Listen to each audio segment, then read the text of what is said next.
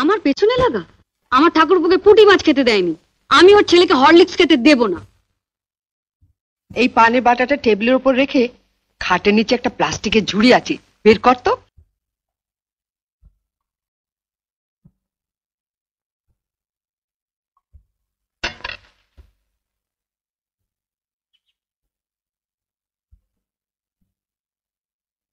বস। জানিস বাজার থেকে আপেল আনিয়েছি, শরীরটা এত দুর্বল লাগে। ওই হরলিক্সটা তুমিও খেতে পারো মা। হ্যাঁ, প্রত্যেকদিন রাত্রিরে 1 গ্লাস করে হরলিক্স করে খাবো। হ্যাঁ, আর বানাতে দেবে বৌদিটাকে। তবে একা খেও না মা, বাবাকে একটু দিও। বিয়ের পর তো বাবাকে কিছু খাওয়ালি না, তা এতই যখন খাওয়াবার শখ তখন বাজার থেকে একটু বিষ এনে দে।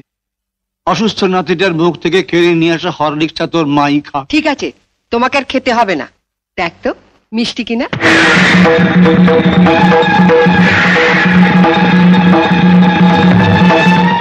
এটা কি হলো?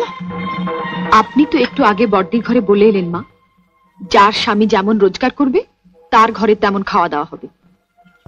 আপনার স্বামী তো মাত্র 150 টাকা পেনশন পায় মা। আপনার যদি এতই ফল খাবার শখ হয় মা, বাবাকে বলুন না রোজগার বাড়াতে। নয়তো এর পরেও যদি আপনার ফল খাওয়ার শখ হয় তাহলে বাজার থেকে 20 পয়সা দিয়ে কুল কিংবা পানি ফল এনে খাবেন, কেমন?